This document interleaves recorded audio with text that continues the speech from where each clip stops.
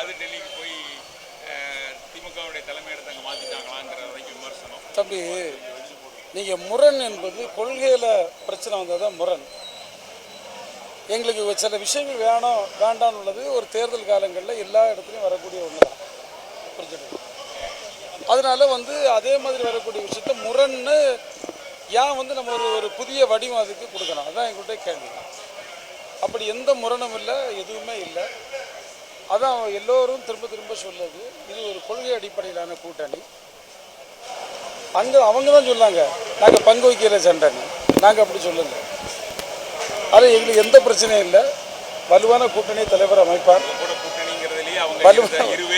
கருத்துக்கள் தொடர்ந்து தலைவர்களிடையே சின்ன சின்ன நீங்கள் தலைவர்கள்னு சொல்லாங்க, கீழே சின்ன சின்ன கருத்துக்கள் பேசுவாங்க, அது எல்லாரும் பேசக்கூடியதான். ஆனால் தலைவர் என்ன சொல்லியிருக்காரு, எங்கள் தலைவர் இப்போ என்ன சொல்லியிருக்காரு, அவர் என்ன சொல்லியிருக்காருன்னா கூட்டணியை நான் பார்த்து கொள்ளுகிறேன், இது பற்றி யாரும் கவலைப்படாண்டா, நாங்கள் ஏதோ ஸ்மூத்தாக முடிப்போம்னு சொல்லியிருக்கோம். அதுக்கப்புறம் என்ன பிரச்சனை, ஒன்றுமே இல்லை.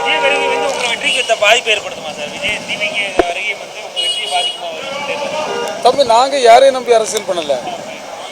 நான் யாருக்கு பலத்திலையும் நாங்கள் இல்லை. நாங்கள் எங்களுடைய பலத்தில் எங்களுடைய திட்டங்கள், அது சார்ந்து மக்கள் எங்களுக்கு தரக்கூடிய பேராதரவு, இதை தான் நாங்கள் நம்பி நிற்கிறோம். ஆனால் மக்கள் எங்கள் கூட இருப்பாங்க. மக்களுக்கு தெரியும் இந்த அரசு சொல்லுவதும் செய்வதும் ஒன்றாக இருக்கிறது. சமூக நீதியை பேசுகிறோம், சமத்துவத்தை பேசுகிறோம், மக்களுக்கான பொருளாதார விடுதலை குறித்து பேசுகின்றோம். ஏழை எளிய மக்களுக்காக இந்த அரசு திட்டங்களை தீட்டுகிறது, அவர்களுக்கு தெரியும். நாங்கள் வெற்றி பெறுவோம். அவர் நீங்கள் அதான் உண்மை, இது அதுதான் உண்மை. நீங்கள் என்ன ஈக்குவேஷன்ஸ் போட்டு பார்த்தாலும் இன்றைக்கு தமிழ்நாடு மக்களுடைய மனதில் இப்படி இருக்கக்கூடிய சூழலில் திராவிட முன்னேற்ற கழகமும் அதன் கூட்டணியும் மகத்தான வெற்றி பெற வேண்டும் என்ற மனநிலையில் மக்கள் இருக்கிறார்கள்.